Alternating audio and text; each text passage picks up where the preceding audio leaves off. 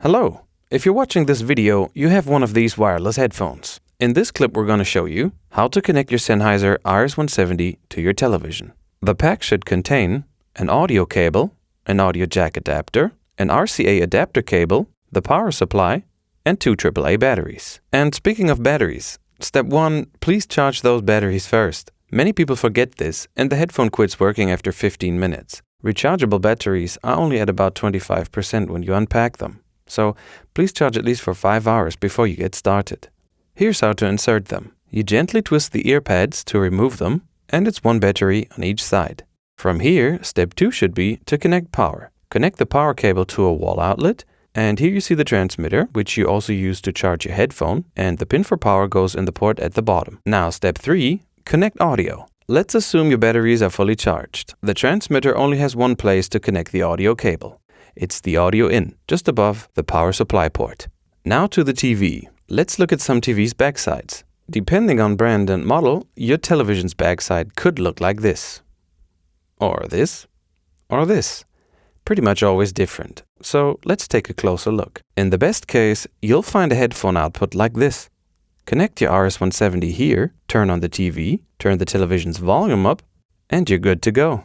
With the RS170, you have about 80 meters or 250 feet of range. However, should you leave the room where the transmitter is, and you have, for example, a thick brick wall in between you and the transmitter, just be aware that this may interfere with your reception. At this point, we'd like to mention that when you use your TV's headphone output, this turns off your television's loudspeakers in most cases.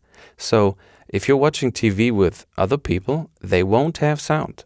Here's a solution for that. At the back, there's usually a SCART output. You can use this with an adapter. This is what they look like. It's a SCART to RCA adapter, and they don't cost much. We included the RCA to Minijack adapter, so together with the included audio cable, you're all set. Connect the SCART and the RCA adapter and just plug it in.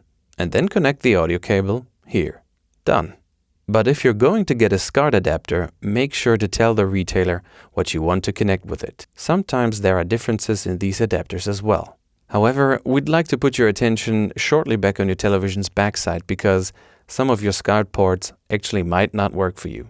If you find a symbol beside where you connect SCART that looks like an arrow going into a circle, you cannot use it for your headphone. The SCART port needs to have this sign beside of it, a little circle with an arrow going out of it, or in both directions.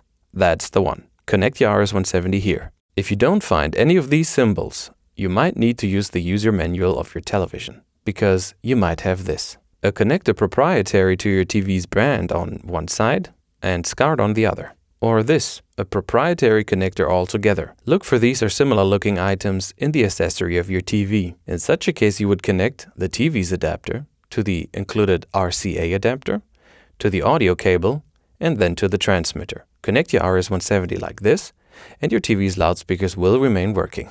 Let's assume you've connected sound.